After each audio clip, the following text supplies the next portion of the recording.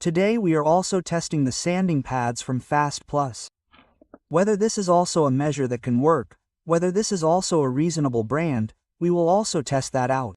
Let's chat for a long time and then get straight to the sander. And another methodology, although with slightly higher quality sanding pads, in this case from FastPlus. I'll link everything below, of course.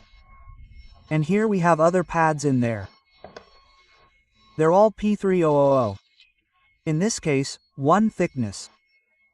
Let's see if that's enough, if we can achieve a reasonable result with this 3000 thickness. What I find a bit of a shame is that they're all 150 pads.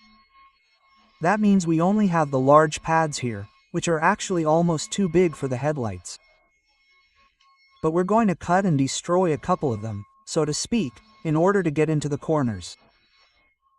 And here too, I'll first go over it with the cleaner, you know what I mean, and then I'll clean the whole thing with a cloth.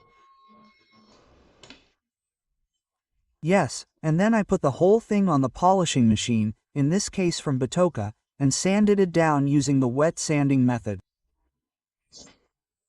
That worked well. As I said, I cut it a little bit to make it fit and accordingly linked the video of the Batoka polishing machine up here where I tested it. It works relatively well. That's a bit of a professional method, the more professional version, and then of course the whole thing is degreased, stripped and then also ceramic coated so that it looks decent again and is also protected.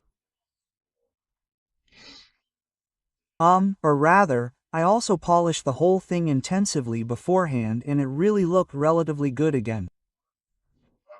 Feel free to write your opinion in the comments, and if you haven't already, definitely subscribe to the channel, leave a